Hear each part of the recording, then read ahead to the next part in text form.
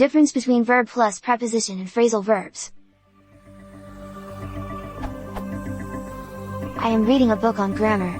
Now I can't understand the difference between the verb plus preposition and phrasal verbs.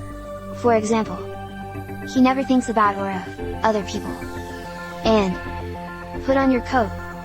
Why this book called think about a verb plus preposition and put on a phrasal verb?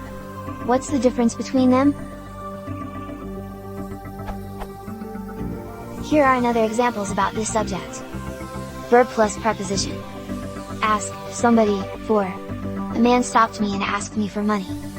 Belong to. Does this book belong to you? Talk to somebody about something. Did you talk to Paul about the problem? Phrasal verbs. Turn over. Turn over and look at the next page. Turn on. It was dark, so I turned on the light. Bring back. You can take my umbrella, but please bring it back. I don't know the difference clearly.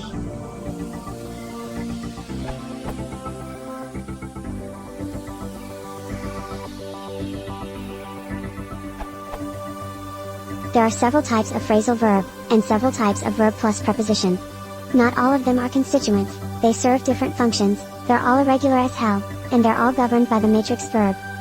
Every verb has its own assortment of special idioms, affordances, prohibitions, requirements, and irregularities.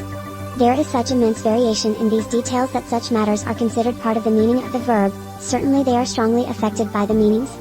Square and cube that variation for phrasal verbs, since there are far more phrasal verbs in English than there are single-word verbs. Some varieties can be examined in this freshman grammar homework problem. Examples of different types, from there. Sentences, 1, and, 2, show two normal verb plus prep constructions, from the same verb, look at, with transitivizing at, and look for, a transitive idiom meaning search.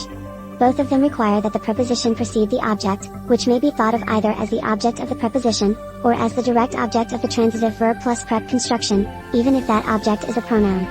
It makes no difference to most prepositions whether their object is a noun or a pronoun. Ungrammatical sentences are marked with an asterisk. I looked for Einstein tilde I looked Einstein for tilde I looked for him tilde I looked him for. Sentence 3, on the other hand, is a real transitive phrasal verb. There are two characteristics of phrasal verbs that help to distinguish them. Both tests have limitations, however.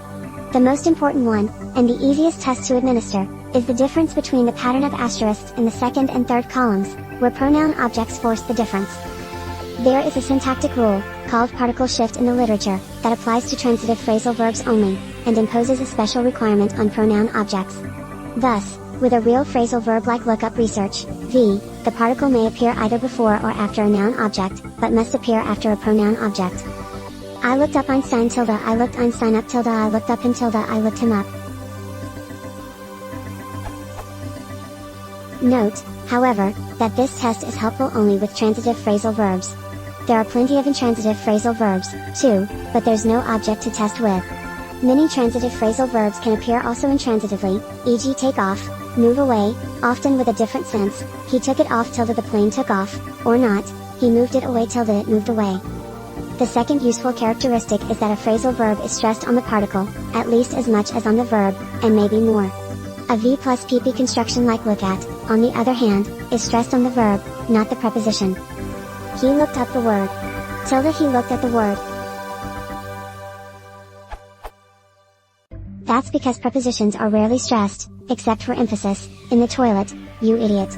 They're supposed to slide by like articles and conjunctions to grease the way into the object, which is the informational part. They're not supposed to distract, so they're unstressed, and therefore reduced, so we get common contractions like spasa and look it. Unfortunately, stress is not represented in English writing, so that distinction is not helpful for readers.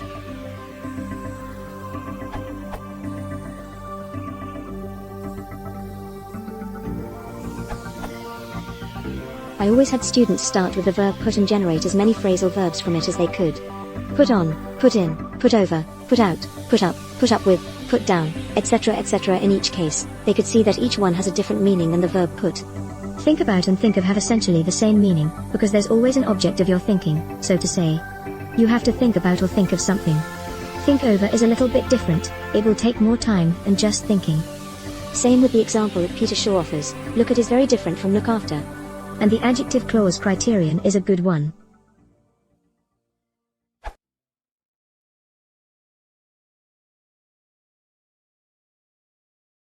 If you want to support the channel, please consider subscribing.